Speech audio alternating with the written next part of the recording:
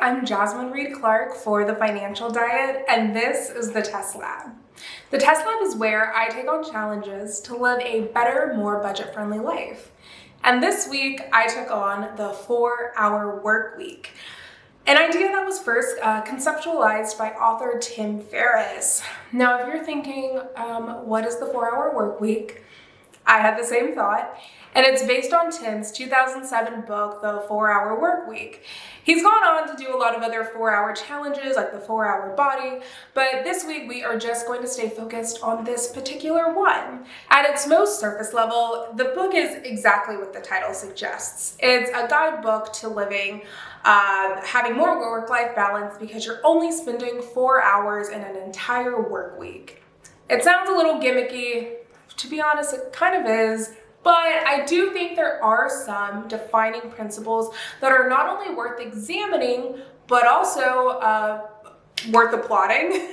And I would say the fundamental principle that I wanted to apply to this challenge was his acronym DEAL, which means definition, elimination, automation, and liberation. And obviously this is going to look different for everyone. For a little bit of background, for those who may not be familiar, I am an entrepreneur and a freelancer. I wear a lot of different hats, from freelance recruiter, D&I consultant, career coach, writer, content creator. That alone, I think you can see the steep hill I had to climb in order to pass this challenge. I think those rules can also be applied to a, traditional 9-to-5. Again, someone in a traditional 9-to-5 can't just say like, hey boss, read this book by Tim Ferriss, not gonna be in the rest of the week. So that said, I wanted to apply definition, elimination, automation, and my own sense of liberation to this challenge. While I wanted to honor the challenge and do my best to drastically reduce my work week to 4 hours, I knew as both a solo entrepreneur and someone creating content for the TFD community and everyday professionals that striving for the 4-hour work day was much more realistic. Prior to the challenge, I spent about 12 hours per day, Monday through Friday, on my work, and I spent another 3 to 6 hours on the weekend, rounding out my average work week to 65 hours. Here's how I did. Here's what I learned. Let's get into it. Hi-ho, hi-ho, it's off to work we go.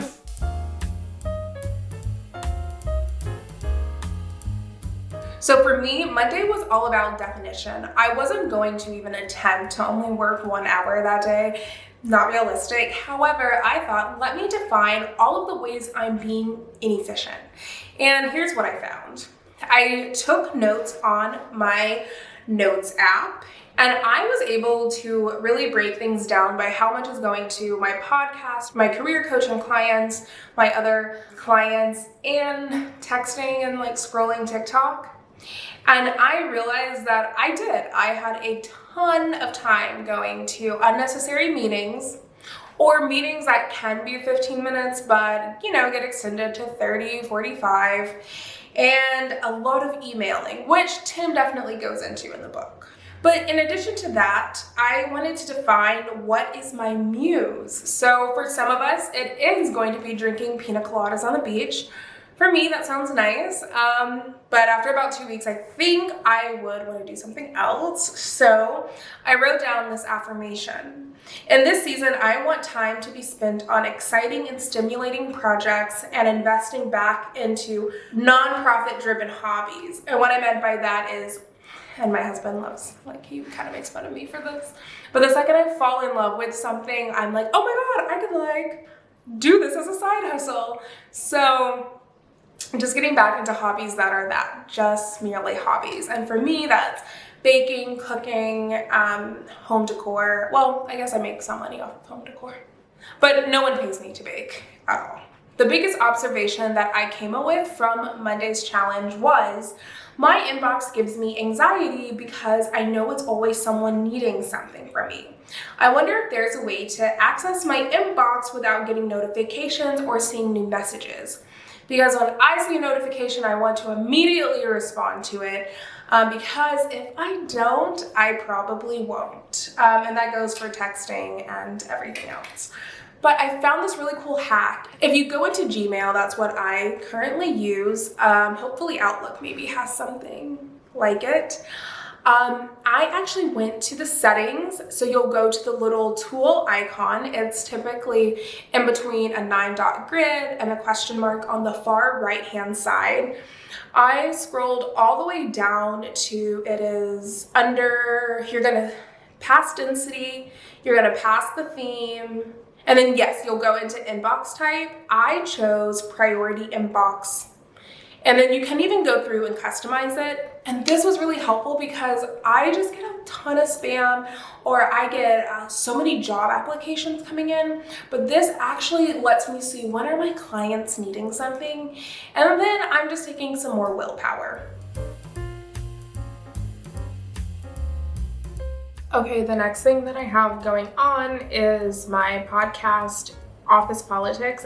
It's second season, comes out in July, so I need to edit. I have the first episode edited, need to work on the second. A big misconception about podcasts are that it's really easy, like you're just getting on a mic and talking. And that is just the smallest part of it. These are all the different clients or like streams of revenue I have going on. And then I go in here, Office Politics, and then season 2.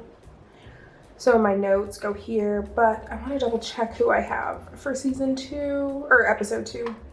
But then I will go and make a doc and edit the episode. My husband is my editor this season.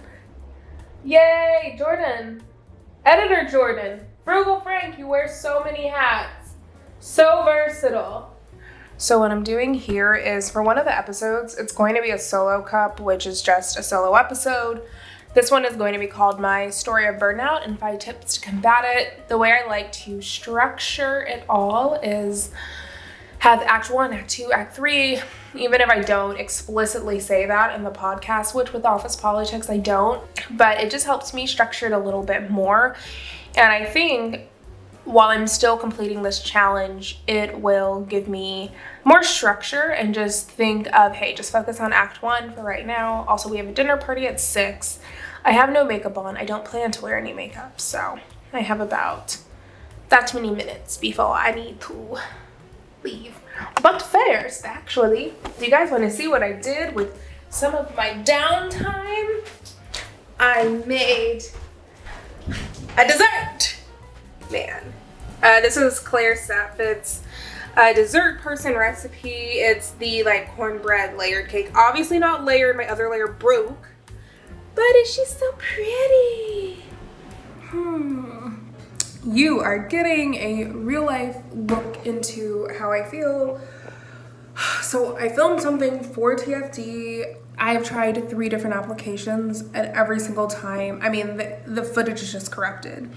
And it's maddening, like mostly because you think about all of the like time and energy you put into like setting up, checking sound, obviously filming and recording. I'm not gonna lie, putting on makeup, and you're like, yo, I don't have time to do this today.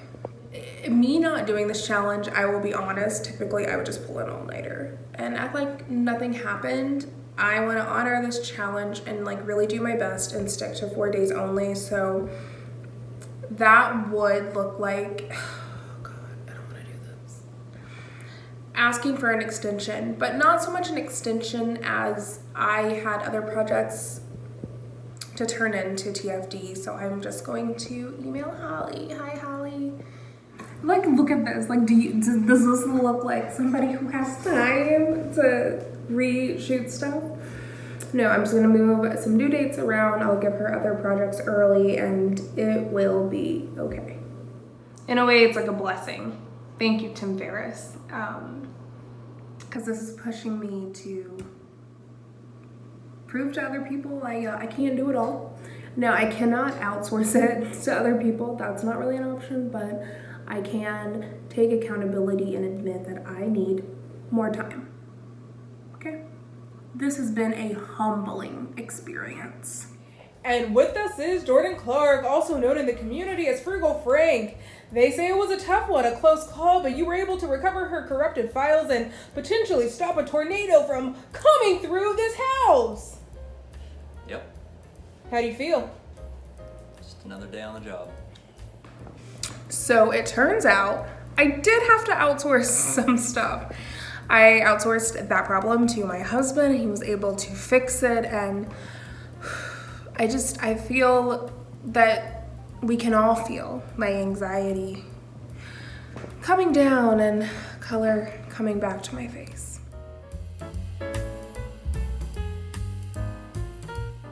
My thoughts going into this challenge were a straight up no, like impossible. No. I figured for this to be a best-selling book that a lot of people have heard of, there had to be some, extracted golden nuggets worth applying, which was true. But overall, I learned more than I expected to learn, but I went into this being like, yeah, this doesn't work. What I found most surprising about this challenge is how much the phrase done is better than perfect really resonated with me at times when I was trying to beat the clock or get on to the next task or really stay focused and in the zone. I just did not have the time to overanalyze what word I was using or to overthink someone else's punctuation in an email. And it really forced me to get on with my life and turn in what is done and at least good enough. And realize that's the best we can do. Give it your best, move on to the rest. Give it your best, move on to the rest. The biggest obstacle I found in this challenge was honestly the fact that this isn't common society, this isn't American culture. I mean, it's the more hours you work, the less sleep you get, the better of a person you are. And so it's really just having to truly continue to work through limiting beliefs and recondition my brain to believe anything other than what I've been taught for the last 3 decades. That has been the most challenging part of this. By the end of the challenge, I definitely got to see how much of that triangle of work, rest, play is so vital to my own creativity and my own well-being. I realized how much I was lying to myself and thinking oh, I don't need this amount of sleep, or as much as I continue to work on things as a person, I know I still have a long way to go, and this challenge showed me just how much more beneficial my life is with daily balance, not just, living for the weekend or just getting until that vacation, but realizing I have to have my pina colada every single day. By the end of the challenge, I had spent 3 to 5 hours each day on work, and I did about another 6 hours on Saturday, bringing my work week to 27 hours total, which is an improvement. Ultimately, this meant I was able to reduce my work week down by 41%.